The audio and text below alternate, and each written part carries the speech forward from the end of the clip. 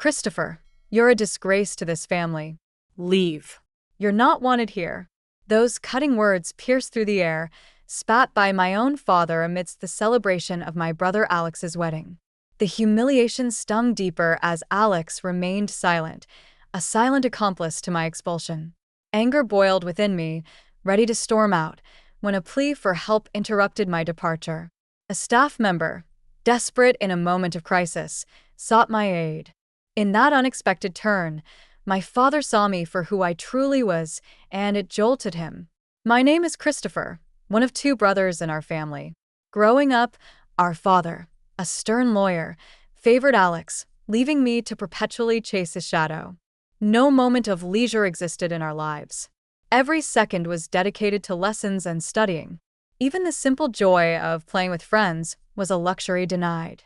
Despite my relentless efforts to meet my father's lofty standards and match Alex's achievements, I perpetually felt inadequate, a constant disappointment to my father. The pivotal moment arrived with the entrance exam for a prestigious school, a futile attempt to win my father's approval. When I inevitably failed, my father's silence towards me solidified.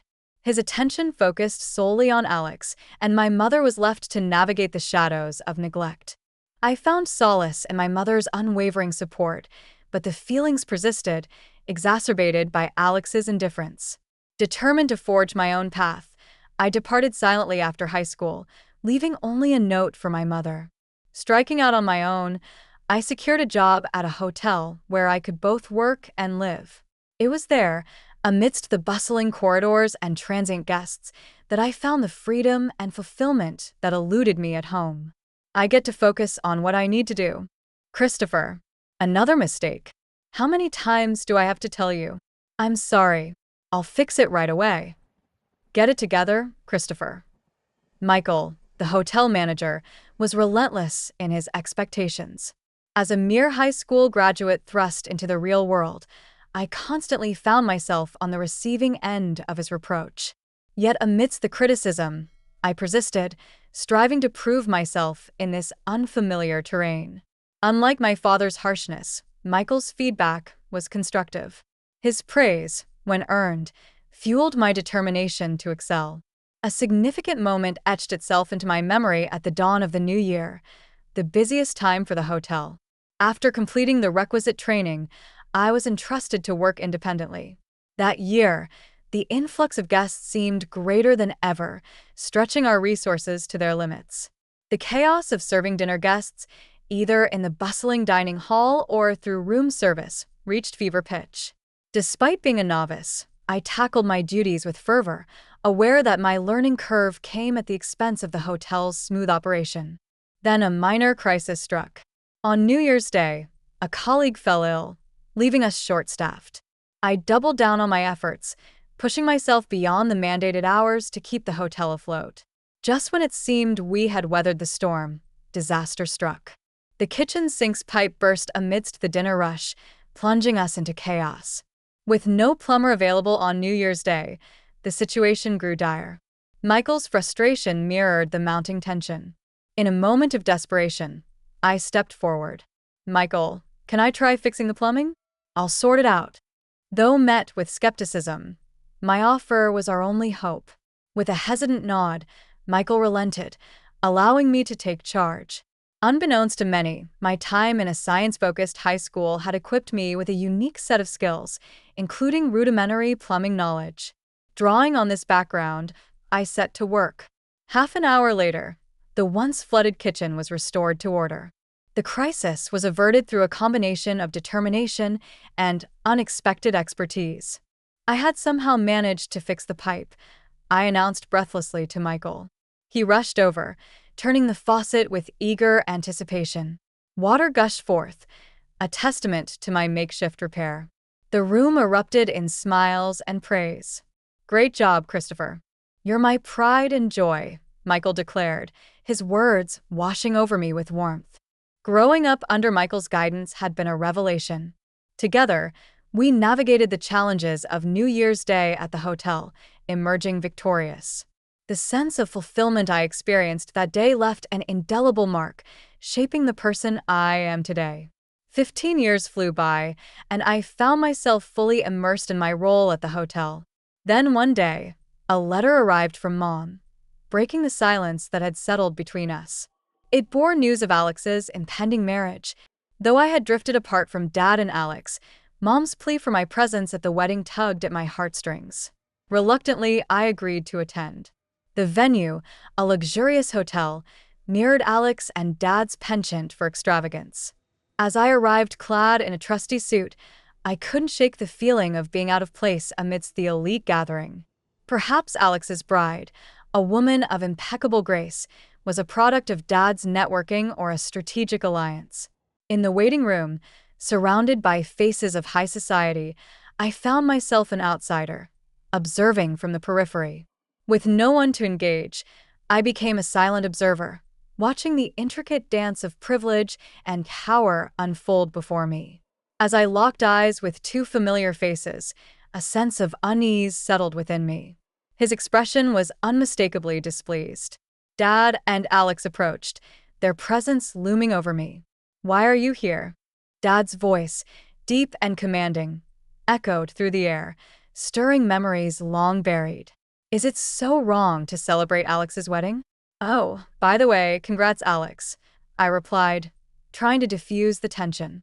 Alex's response was muted, his conflicted expression betraying the strain of our family dynamics. "What have you been up to all these years?" "No doubt some worthless job," he sneered. His words cut through the air like a knife, his disdain palpable. "Christopher, you shouldn't be here," he continued, his tone dropping with contempt. Mom rushed over, attempting to intercede. "Come on, Christopher is here to celebrate." "No need to be so harsh," she pleaded, her desperation evident. But her efforts were futile, drowned out by Dad's unwavering judgment. "Enough, Mom," Dad asserted, his voice a thunderous decree. "Christopher, let me make this clear. You're a disgrace. I don't want you ruining Alex's celebration. Get out." Anger surged within me, fueled by years of neglect and rejection. I hadn't wanted to come to Alex's wedding, and yet I found myself subjected to this humiliation. "Fine, I'm leaving," I declared, my resolve firm. As I turned to exit the waiting room, a voice called out, halting my retreat. A wedding staff member approached, urgency etched on their face. "What's up?" I inquired, curiosity mingling with frustration. "It seems we have an unexpected guest for today's wedding. We're short on seats and food," they explained hurriedly, their concern evident. Everyone in the waiting room looked worried. Emily, the planner, and the parents-in-law, their faces etched with concern, awaited a solution. Caught between indignation and duty, I hesitated, uncertain of my next move. "I see. Is that what's going on? Emily can't handle it alone, and they're asking for my help. But what does this have to do with me?" I pondered, a torrent of grievances against Dad and Alex swirling within me. Yet amidst the resentment, memories from the past surfaced, softening my resolve. Recollections of Alex's kindness flooded my mind, the times he made space for play during our study breaks. If I walked away now, I'd be no better than Dad. With a determined sigh, I turned back to the wedding staff. "Can you take me to Emily?" I requested, a flicker of resolve in my voice. The staff member's face softened, and I followed them back into the waiting room, reclaiming the ground from which I had been expelled moments before. In the center of the room, Emily, Dad, and the bride's father wore expressions of concern. As I approached, Dad's eyes locked with mine, his demeanor bristling with hostility. "Why has Christopher returned?" he demanded, his tongue sharp. Before he could escalate the confrontation, Emily intervened. "General Manager, please help us," she implored, her urgency palpable. Dad's shock was evident as I calmly revealed my position as the general manager of the hotel chain. Since joining the company during its nascent stages, we had expanded to hotels and wedding venues nationwide. The very hotel we stood in was under my oversight. "I think I can handle this," I assured them, dismissing Dad's protest with a wave of my hand. "Dad, I'm busy right now. We'll talk later." With a sense of purpose, I turned to Emily. "Relax, Emily. Get the seats and everything else ready. I'll take care of the food," I directed, watching as the tension eased from her features. Understood. I'll leave the food to the general manager and handle the rest, she affirmed before rushing off to execute the plan. With all eyes on me, I exited the room and sought out my friend, Chef Jackson. Hey you, I called out as he emerged from the kitchen. Christopher? What brings you here? He inquired, his curiosity piqued. I'm here as a guest today. My brother's wedding is happening here, but we're one meal short. Can you help? I asked, hoping for a quick fix. Sure thing. I'll whip something up with my culinary skills, he replied confidently. Much appreciated. I owe you dinner. Looking forward to it, I replied. Gratefully, after handling a few loose ends, I returned to the waiting room. The guests had already moved to the ceremony area, leaving only my parents and the bride's parents behind. As I announced the issue was resolved, relief washed over the room. We've got an extra meal coming, I explained, seeing the tension ease from my mom's and the bride's parents' faces. My dad, however, remained conflicted, his pride evident. Christopher, thank you so much. Because of you, the celebration can go on successfully, my dad acknowledged, his gratitude genuine. It's all in a day's work as a general manager, I replied with a smile, leading the way into the ceremony hall. As the lights dimmed and the groom and bride made their entrance, I couldn't help but marvel at their radiant presence. The ceremony proceeded smoothly, and as mealtime arrived, I ensured everyone was served before finally exhaling a sigh of relief. With the ceremony concluded, I engaged in a heartfelt conversation with both families, sharing their gratitude toward me, especially from the bride's family, who thanked me profusely. These moments are why I love my job, I admitted sincerely, as their expressions of gratitude warmed my heart. Christopher, thank you so much. We had the best day ever, all thanks to you, they expressed with genuine appreciation. No worries. Wishing you all the happiness in the world. Thank you so much, I replied warmly, before turning to face my dad and Alex. Christopher, you did wonderfully. Thank you, my mom praised, her words filled with pride. Dad and Alex wanted to speak with me. Alex apologized first, expressing gratitude for my assistance. I couldn't help but smile. As long as I could help, Alex, it's all good, I reassured him before turning to Dad, who remained silent. With a sense of closure, I accepted their gratitude, knowing that despite our differences, we could find common ground. Just then, my cell phone buzzed, signaling more work awaiting me at the hotel in the next town over. Looks like more work, but hey, I enjoy it, so no complaints. All right, I'm off. Got work to do. You two take care. I bid farewell, ready to embrace the challenges that lay ahead. It was a realization settling in. I probably wouldn't see Alex or Dad again. With that thought lingering, I left the room without a backward glance, my steps leading me back to work. 3 days post Alex's wedding, I relished a rare day off, reclining on the sofa with a steaming cup of coffee. My moment of bliss was abruptly interrupted by the doorbell's chime. Curious as to the visitor's identity, I made my way to the door, only to be met with Alex's unexpected presence. Alex? What brings you here? I inquired, surprised by his appearance. Sorry, I got your address from Mom. Wanted to talk to you, Christopher, Alex explained, his tone tentative. I welcomed him in, brushing off any concerns about the tidiness of my home. As I poured him a cup of coffee, Alex expressed gratitude, taking a slow sip. Thank you. Smells good, he remarked, attempting a smile.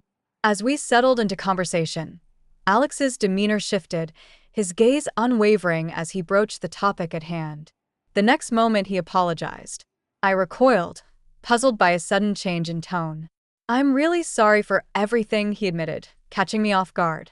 Initially taken aback by his unexpected apology, I struggled to comprehend his motive for making the trip in person. Hey, it's all right, Alex, I reassured him, attempting to alleviate any tension. But Alex wasn't done yet. With a sense of vulnerability, he began to share his innermost thoughts and feelings.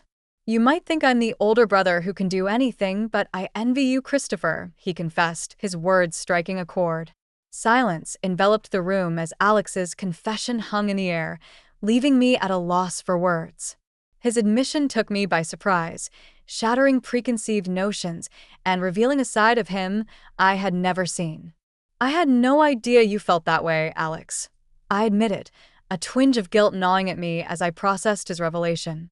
"That's just it.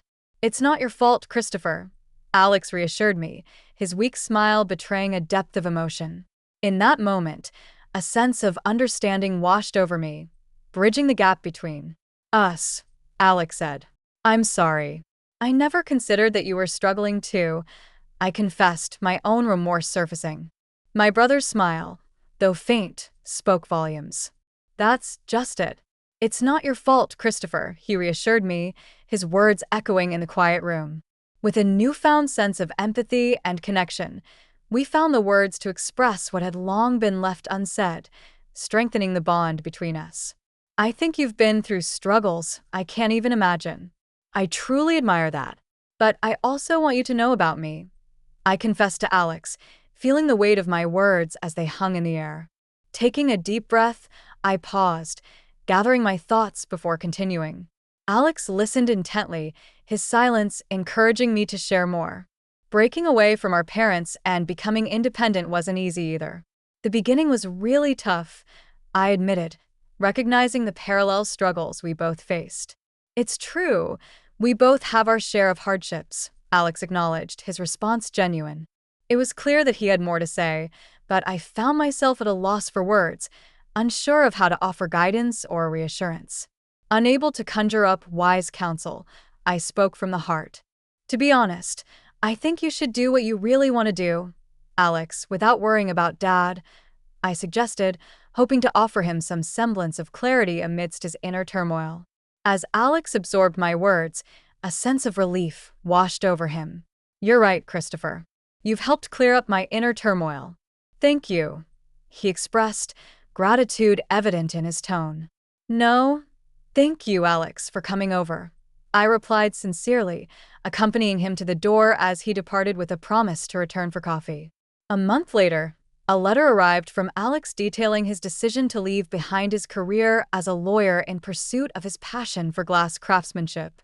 Despite facing disapproval from Dad, Alex found solace in the support of his wife and newfound motivation in his chosen path.